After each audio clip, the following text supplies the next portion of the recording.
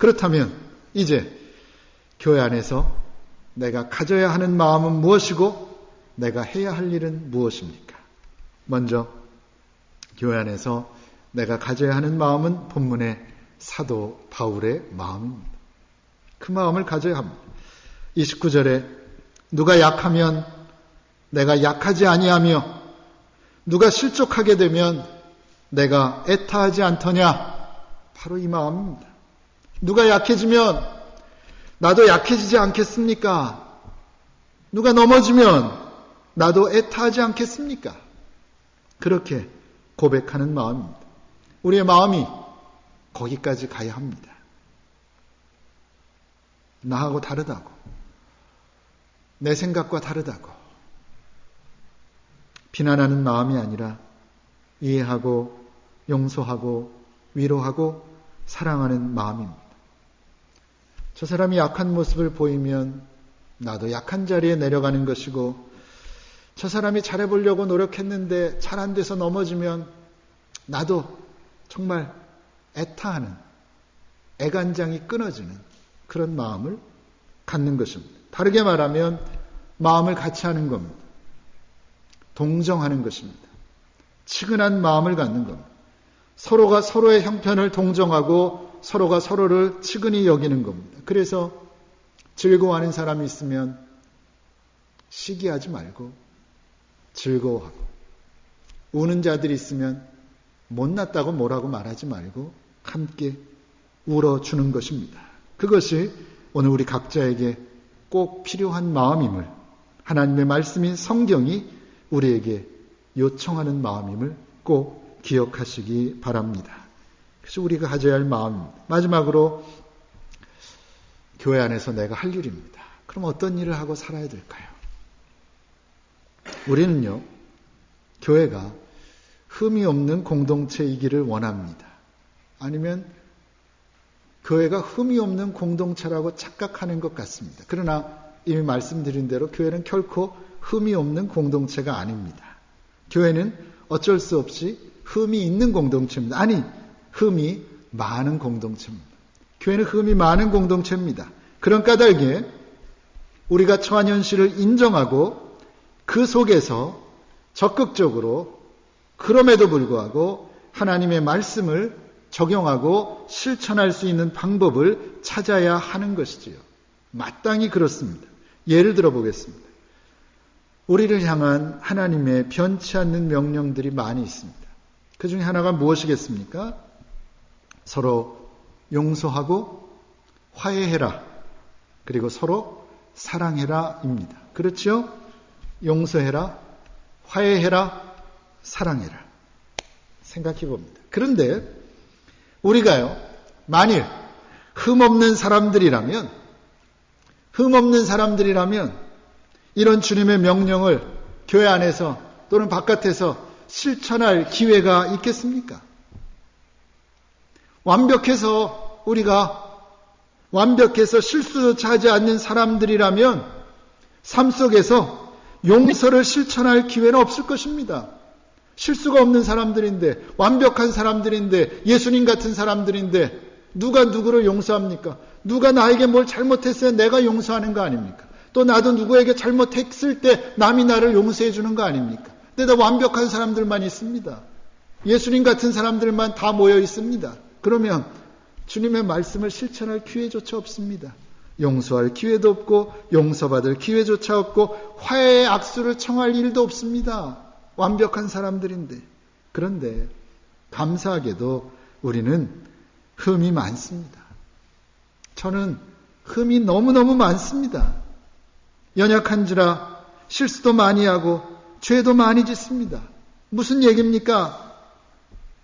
감사하게도 우리가 연약한지라, 우리가 못났기 때문에 주님의 말씀을 실천할 기회가 많다는 겁니다. 주님의 말씀에 순종하는 것이 제사보다 나은데 주님의 말씀에 순종할 기회가 우리에게 주어졌다는 겁니다. 서로 용서하고 용서받을 기회가 생긴 겁니다. 주님의 말씀대로 서로 화해할 기회도 많이 있는 겁니다. 또한 너희 원수를 사랑하며 너희를 핍박하는 자를 위해서 기도하라는 그 귀하신 주님의 명령을 실천할 수 있는 여지도 아주 많이 있다는 것입니다. 그렇다면 바로 그것이 연약한 우리들로 하여금 교회 공동체를 이루게 하신 하나님의 뜻이 아니겠습니까?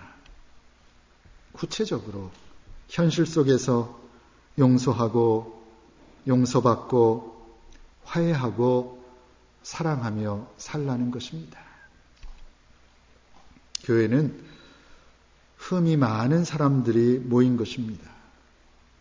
어떤 면에서 담임 목사가 다른 교회 목사님들에 비해서 참 부족하다. 갑자기 그런 생각이 드는데요. 저를 변명하자는 것이 아니라 그것도 여러분, 이거 감사할 일이구나. 그렇게 생각하면 될 것 같습니다.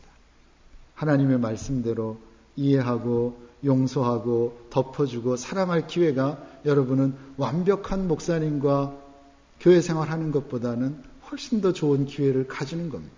부족하니까 내가 더 주님의 말씀대로 용서할 기회가 여러분에게 있는 겁니다. 여러분에게 감사할 일이란 얘기입니다. 마찬가지인 겁니다. 제가 여러분에 대해서도 마찬가지고 서로 간에도 마찬가지단 말입니다. 교회는 흠이 많은 사람들이 모인 곳입니다. 하나님 앞에서 내가 죄인 중에 괴수라고 고백하는 사람들이 모인 곳입니다. 질그릇같이 연약한 인생들이 모인 곳입니다. 하지만 내가 의인을 부르러 온 게 아니고 죄인을 부르러 왔다라고 하는 그 주님의 말씀을 굳게 붙들고 흠이 너무너무 많은 교회에서 흠이 적은 교회로 변하기 위해 노력하는 공동체입니다. 그게 교회입니다. 그렇게 노력하는 모습을 통해 하나님께 영광 돌리고 그렇게 노력하는 모습을 통해 주변에 믿지 않는 사람들에게 하나님의 살아계심을 증거하는 공동체라는 말씀입니다. 누가 약해지면 나도 약해지고 누가 넘어지면 나도 애타하는 마음으로 상대방의 약점까지도 이해하고 용서하는 베델교회가 되었으면 좋겠습니다.